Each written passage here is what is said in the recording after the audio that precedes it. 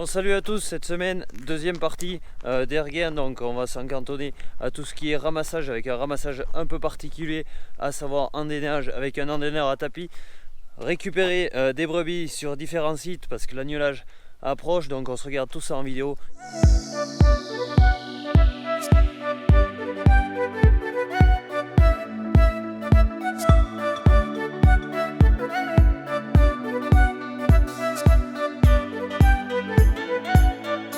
Bon, cette vidéo fait suite à celle de la semaine dernière où j'avais fauché les Erguins. Cette semaine on va s'en cantonner au ramassage de ce dernier. Donc pour cette parcelle ici, trèfle et gras, je l'ai fané une seule fois, j'ai décidé de le laisser plusieurs jours étalé et maintenant pour l'endénage j'ai choisi une autre technique que l'endéneur traditionnel que j'ai, c'est ça.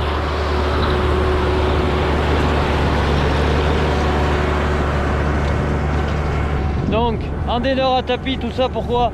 Pour préserver au maximum le fourrage et garder l'intégralité ou du moins 90% des feuilles du trèfle. Donc comme vous le voyez, la machine est passée, m'a ramassé le fourrage, on a les feuilles, enfin c'est un peu de marchandises extra et on peut voir qu'au sol il y a quelques feuilles au sol, mais si j'avais passé mon endéneur à moi, j'aurais juste les 4 bâtons de régras. Pour faire un andin correct, il m'aurait fallu faire plus de 4 passages pour faire un seul andin. Donc j'ai pris la décision d'essayer l'endéneur à tapis qui appartient à l'ETA Montplot. Donc voilà, je vous passe quelques images prises au drone sur cette parcelle et on se retrouve derrière.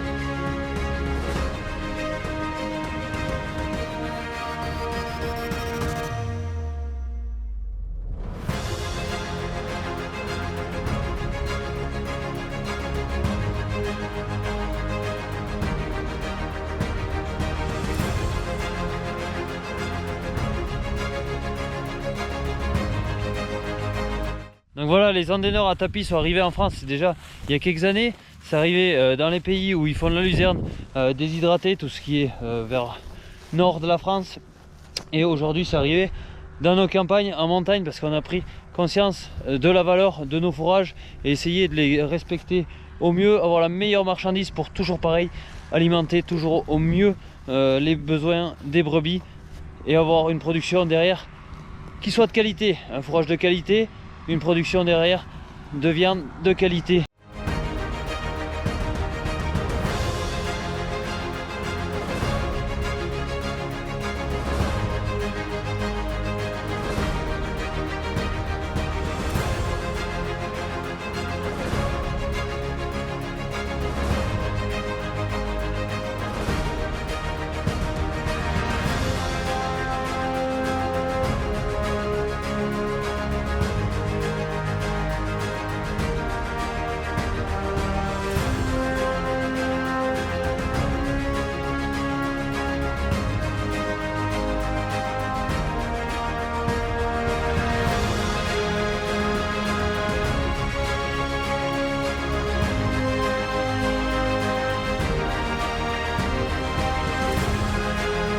L'endéneur à tapis est de marque SIP, donc un 3 mètres à l'avant et un derrière, je sais plus les tailles, je leur demanderai, je l'inscrirai dans la description de la vidéo. Voilà, super outil, ça fait du travail de qualité. On voit le fourrage qui se décale tout tranquillement sans être secoué à grands coups d'endéneur, c'est vraiment top.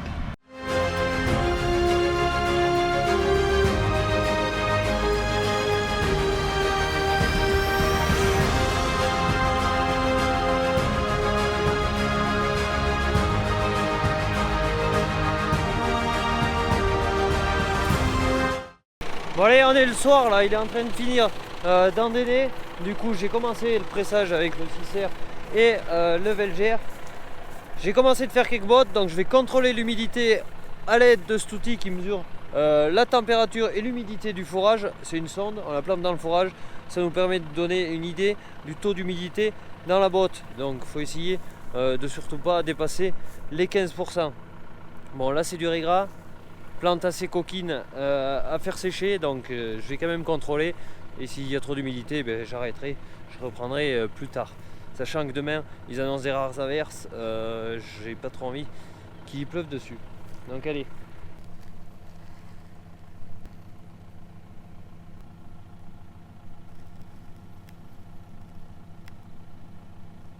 Voilà, vous avez vu osciller l'humidité. Bon, ça dépend comment je rentre dans la botte. Tout à coup, il y a peut-être un peu plus de frais ou pas. Grosso modo, on est de 13 à 15% de mémoire. Donc ça passe, même s'il va falloir contrôler ainsi dans les prochains jours ce que ça donne. Donc là, je refais un autre essai, 9,5, et quand ça clignote tout simplement, c'est que c'est en dessous de 9% d'humidité. Donc là, vous voyez un morceau 14,2, donc ça passe, c'est fin, sachant que là je suis à l'endroit où c'est le plus frais, vu que c'est déjà à l'ombre et ça voit moins le soleil que le reste. Donc je viens faire mes mesures ici. Allez, 11,9. Bon allez, je vais continuer le pressage.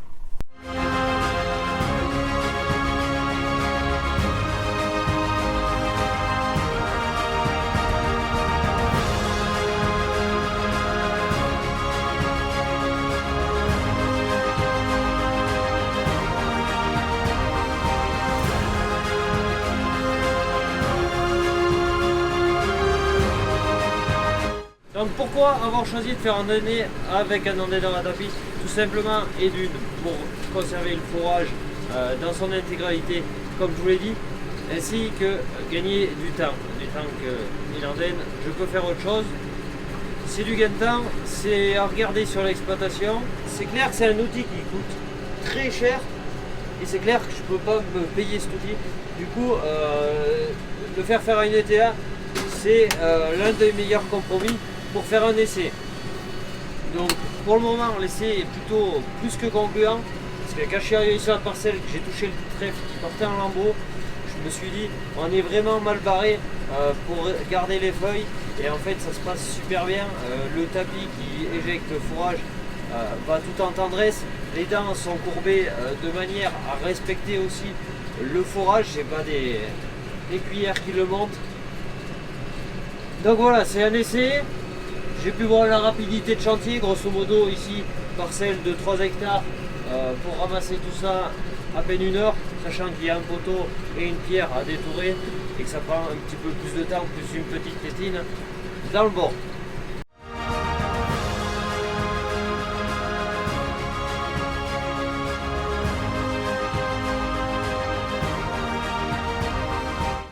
Après, ma plus grosse déception, c'est le manque de fourrage. C'est clair que sur cette parcelle où j'ai fait plus de 45 bottes en deuxième coupe, je vais me situer à moins de 50% de ces boules. Il va se faire une vingtaine de bottes. C'est pas grand chose, ça reste du riz gras. S'il pleut régulièrement, il y a moyen de le refaucher, mais au vu du peu d'avance d'herbe que j'ai pour faire pâturer au brevet, je pense que ça risque d'être très certainement pâturé par les bêtes. Et puis voilà, malheureusement on commande pas la météo. Heureusement, j'ai envie de dire, pourvu qu'il y ait de l'herbe dehors à faire manger aux bêtes pendant toute la période estivale, et on s'en tirera pas trop mal, tant pis s'il manque un peu de stock.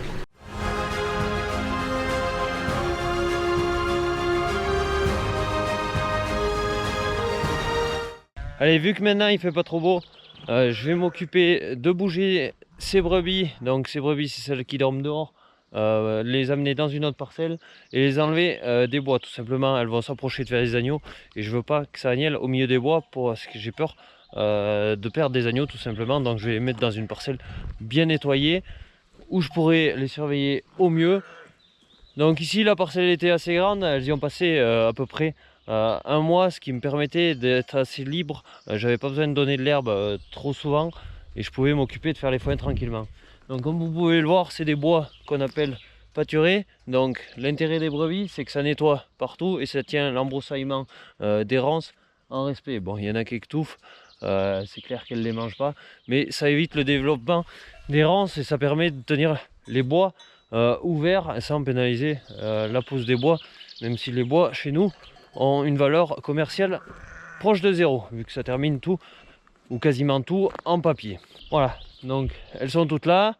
Je vais les ramener vers l'exploitation, ramasser ce qu'il y a à ramasser et je les mettrai dans une autre parcelle. Et demain, celles qui sont sur le site le plus éloigné, je vais les ramener et les mettre dans ce lot, vu que ça fait partie du même lot qui était en lutte. Et ensuite, trier les gestantes des vides. Voilà le travail qu'il y aura à faire.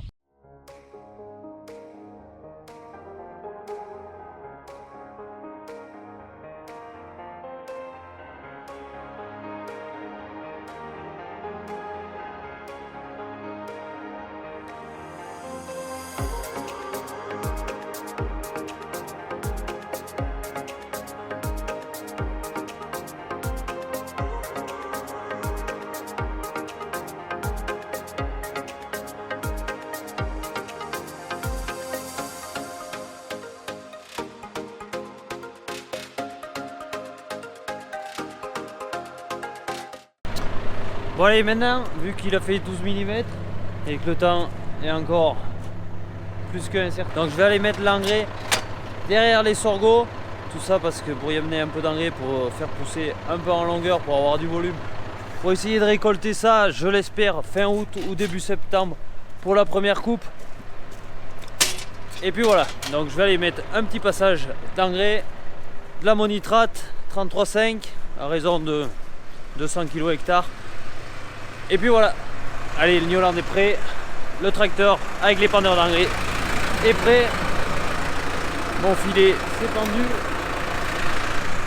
on va faire tout ça.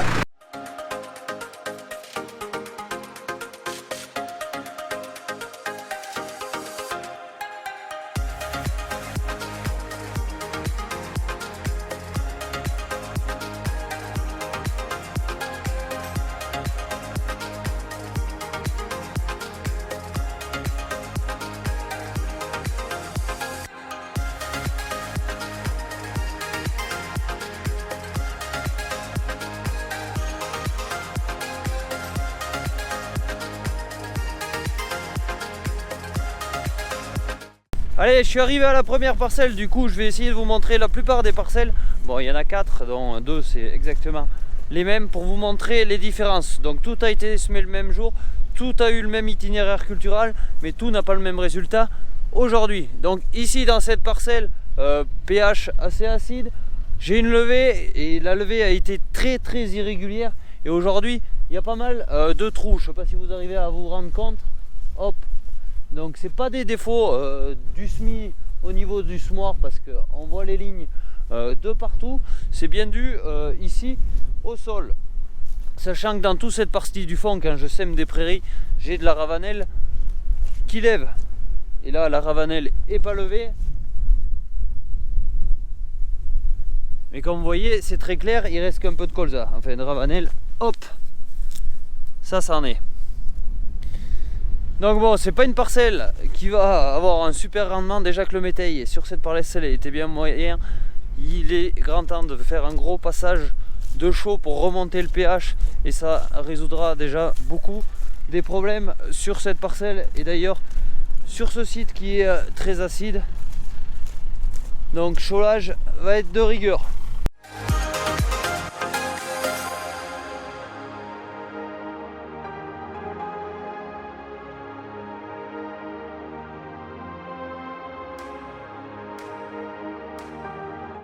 Allez, ici parcelle suivante, donc toujours précédent métail que j'avais fait de l'ensilage d'herbe dessus, et on voit que la parcelle n'est pas du tout pareille. Déjà c'est plus vert foncé, le colza est davantage développé et le sorgho est là, et il est surtout un peu moins vert clair que ce qui pouvait l'être là-haut sur l'autre site. Donc au niveau restitution d'azote, ici bon, on est sur la ferme, donc il y a mieux d'épandage de fumier réalisé que là-haut. Donc comme quoi la fumure joue un rôle important sachant que la fumure, il n'y en a pas eu au semis, mais il y en a eu l'automne dernier, en masse.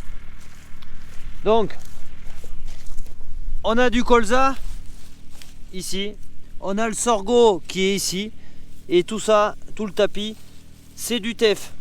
Ensuite, il y avait de la veste qui, aujourd'hui, à l'heure actuelle, est peu présente, on n'en voit pas beaucoup. Bon, elle viendra peut-être plus tard, affaire à suivre. Ici, de la veste, mais je la trouve assez chétive. Bon, on verra bien ce que ça donne. De toute façon, il y a le temps, mais ça s'est super bien développé quand il faisait chaud.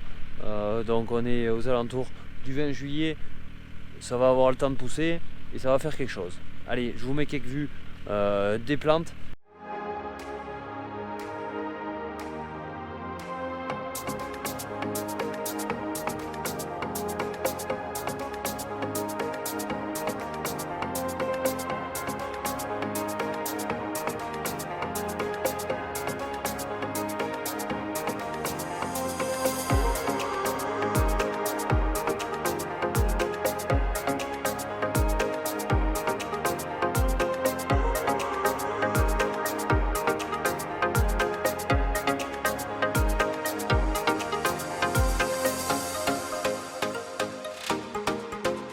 Donc elle est ici, dernière parcelle, c'est la parcelle que j'avais dû semer 2 fois dû à un souci du semoir pneumatique, il soufflait plus l'air tout simplement.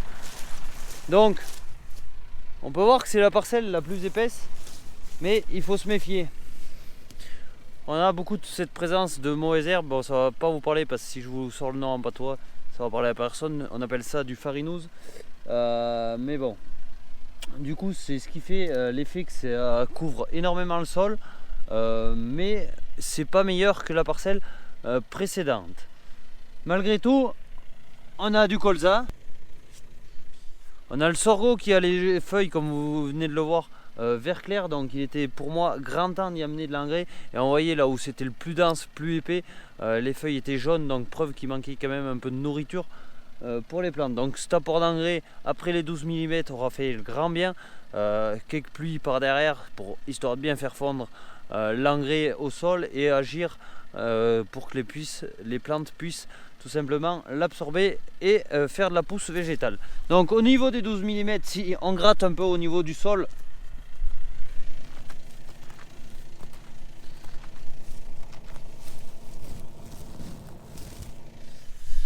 donc on peut voir que mine de rien c'est rentré au moins sur 5 cm en sol travaillé.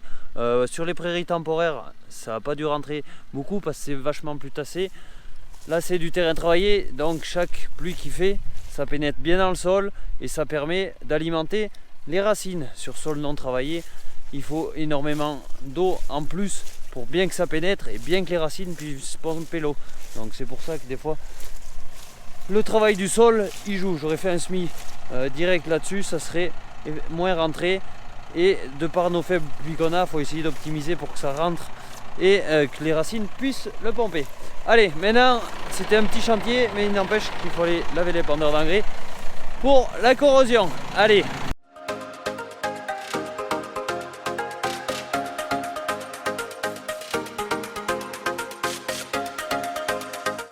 Allez, on est le lendemain, du coup hier soir j'ai nettoyé les pendeurs d'engrais, le tracteur. J'en ai profité également pour gazoler tous les points sensibles où il pourrait se mettre de la rouille, parce que c'est pas dit que je me resserve les pendeurs d'engrais sitôt, ça dépendra essentiellement de la météo. Donc je vais dételer tout ça, je vais aller chercher la bétaillère de la Cuma et on va aller ramener les brebis qui sont à la montagne, parce que et d'une il n'y a plus d'herbe et deux elles s'avancent vraiment de faire l'agneau, donc on va les ramener sur la ferme.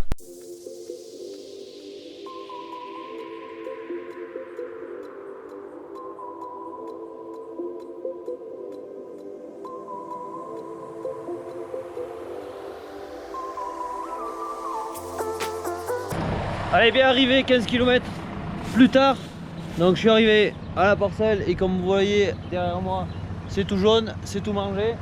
Manque de bol, les brebis ils sont de l'autre côté en train de dormir sur les arbres, donc je vais y envoyer le chien chercher tout ça, ça m'évitera de monter et de descendre à travers ces côtes. Donc là je vais déplier le pont, rentrer le pont dans le bâtiment et au moins ça sera assez pratique de charger.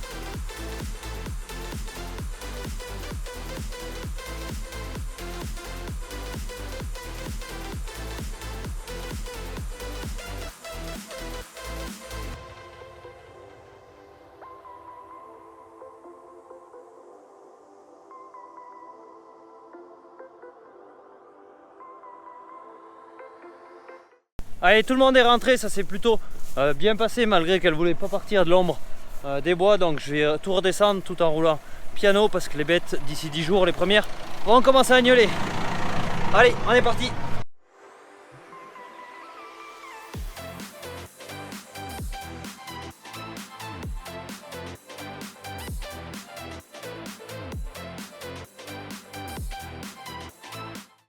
Allez, le convoi est arrivé, du coup je vais m'occuper de décharger tout ça, les passer au parc de tri pour compter, voir s'il y a tout le monde, et puis voilà.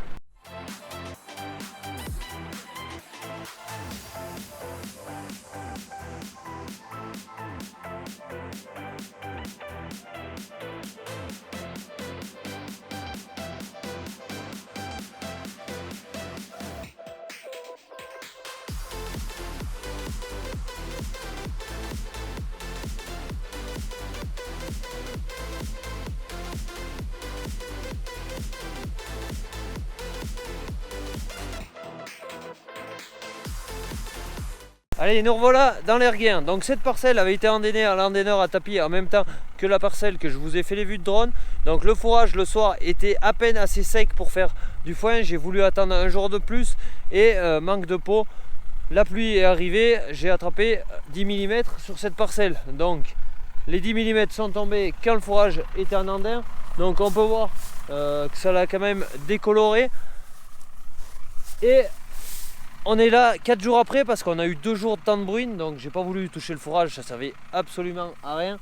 Et là, hop, je vais m'enlever du contre-jour. Et là, je passe la faneuse tout simplement pour réouvrir les andins parce que si on regarde dessous,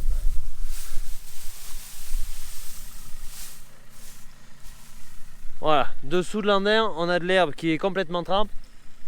Donc il est vraiment temps de la tourner parce qu'on voit que ça veut commencer à devenir jaune, chose qui est normale. L'herbe qui respire pas et qui est pas sèche, soit en la conservant en silage, soit ça fait de la pourriture. Mais bon, là il est pas trop tard. Donc je tourne tout ce fourrage, j'écarte les andins et ça nous donne un fourrage comme ça qui va permettre que le soleil et le vent le traversent. Tout ça dans le but de le faire sécher. Donc voilà, il me reste 2 jours de beau temps pour arriver à faire sécher ça. Et quoi qu'il en soit, si c'est pas sec, ça finira en enrubanage parce qu'il annonce des orages. Et je veux pas que ça reprenne une deuxième vague de pluie.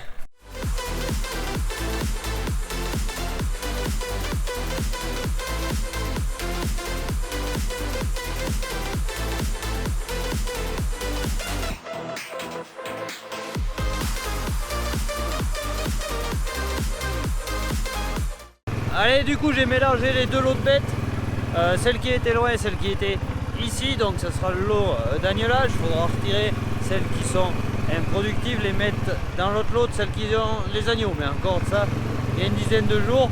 Donc là je les amène manger la dernière parcelle d'herbe entre guillemets vieille, et ensuite elles commenceront à rentrer en bâtiment avec complémentation céréales et également fourrage, tout ça pour avoir des bêtes qui mangent bien parce qu'elles ont des besoins maintenant vu qu'elles s'approchent de plus en plus de faire l'agneau.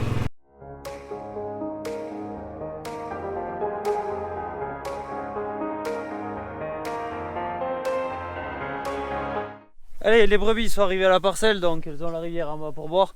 Je les ai déplacées, il fait encore assez chaud, et bien elles sont imbougeables. Tout simplement, vous voyez, elles se mettent en rond, elles chôment. Et pourtant, il est 6 h du soir. Bon allez, je vais m'occuper des autres.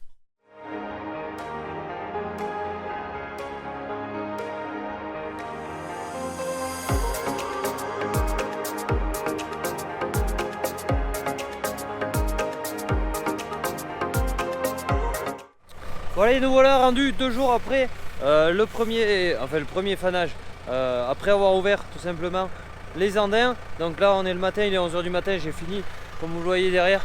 Dans la parcelle, je vous ai pas fait de prise de vue au drone parce que vu le peu de marchandises et tout, je crois qu'au drone les andins seraient à peine vus. Donc le fourrage a bien séché depuis, on voit qu'il reste quand même quelques feuilles, mais du fait de l'avoir fané encore 2 fois, malgré que c'était le matin de bonne heure quand le fourrage était encore humide, il s'est perdu quand même de la feuille. On voit de la feuille qui traîne ici en bas. Bon, c'est pas le top malheureusement, s'il n'avait pas plu ça aurait fait du travail nickel, Mais bon, on fait avec le temps qu'il fait.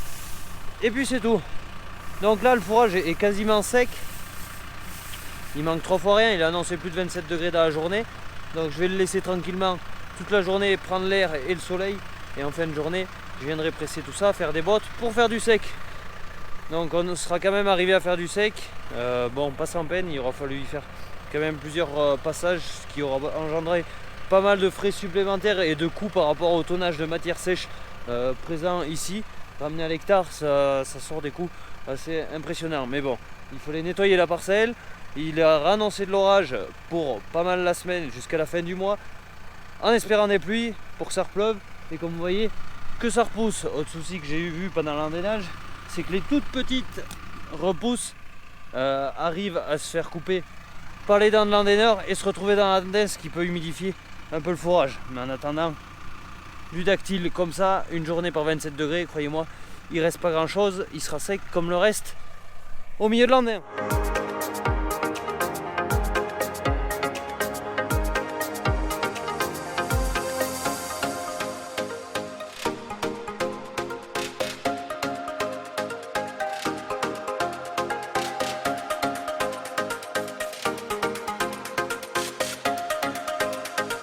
Allez, fin d'après-midi, du coup, je suis venu finir de presser les riens. Bon, j'ai fini toutes les parcelles. C'est la dernière parcelle, va falloir quand même, je me dépêche. Le ciel est en train de se couvrir et je voudrais pas qu'il repleuve sur cette marchandise. Du coup, ce matin, je l'ai endainé et là, c'est bien craquant, c'est bien sec. Donc, on va ramasser tout ça, faire des bottes et ça en sera fini pour les riens deuxième coupe de cette année 2020.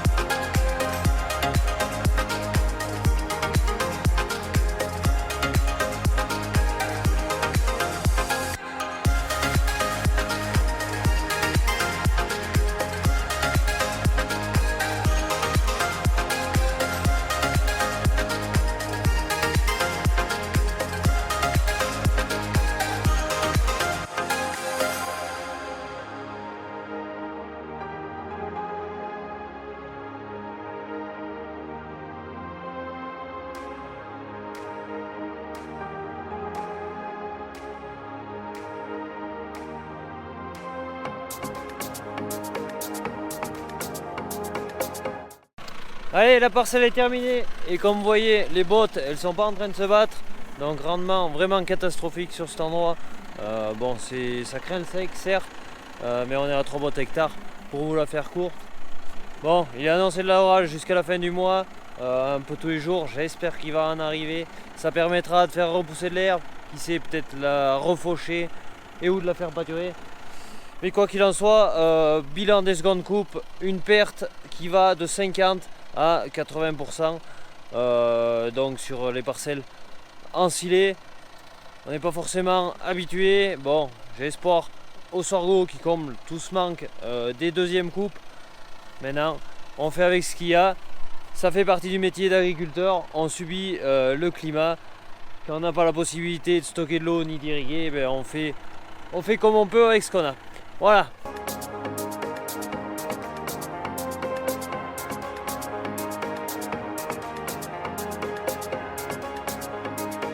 Bon, ben je crois que j'ai fini pile poil à temps de presser. Il vient de faire 4 gouttes là, jusqu'à je partais de la parcelle. Bon, on va les prendre, on va voir ce que ça fait dans les jours à venir.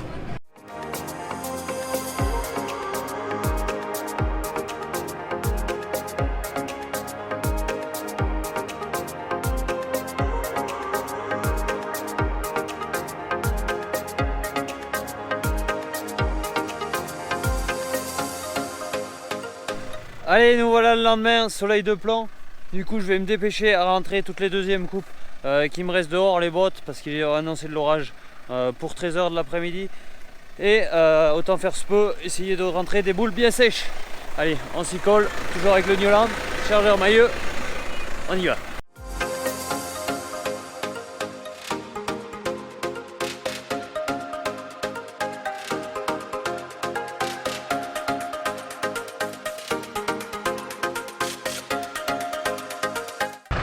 Allez, arrivé au stockage, du coup comme vous pouvez le voir, tout au coin je me réserve le foin.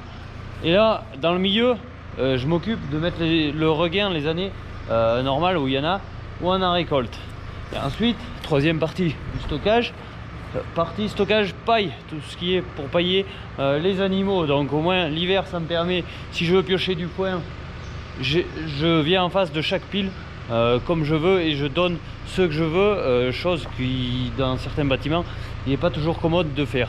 Donc moi j'ai voulu ce stockage assez large justement pour pouvoir avoir un front d'attaque et pouvoir prendre les bottes dont on a envie et trier les meilleurs pour chaque période où les brebis ont besoin de meilleurs fourrages ou des périodes où elles ont besoin d'un peu moins bon. Donc voilà, tout est stocké comme ça, c'est tout assez bien réfléchi, ça marche plutôt pas mal.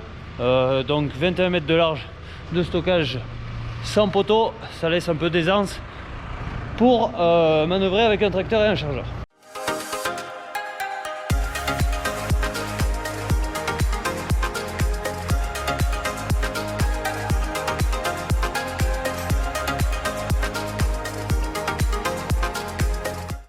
Allez, regain fini de charger, donc sur ce char 20 bottes, ces 20 bottes représentent l'herbe qu'il y avait sur 4 hectares. Donc pour le faire simple, 5 bottes hectares, rendement très faible, surtout qu'on était dans du très frais gras. Deuxième année, sachant que sur cette parcelle qui fait ici 3 hectares, j'ai eu fait plus de 43 bottes en seconde coupe, donc plus de 50% de perte. Va falloir en faire avec, et un soleil de plomb. Allez, je vais vider tout ça et ramasser les quelques-unes qui me restent. Bon voilà, seconde coupe finie de rentrer, et qui dit petit rendement dit beaucoup de place dans le stockage.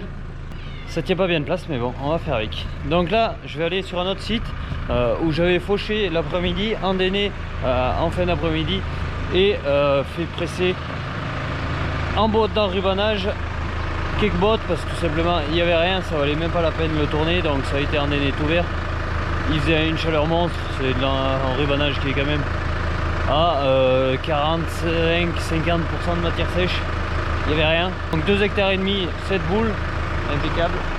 Donc je vais quand même passer un coup de balai sur le plateau, que les gravillons ils sont montés. On va essayer de ne pas percer le fil, mais essayer que ces 4 bottes se conservent comme il faut.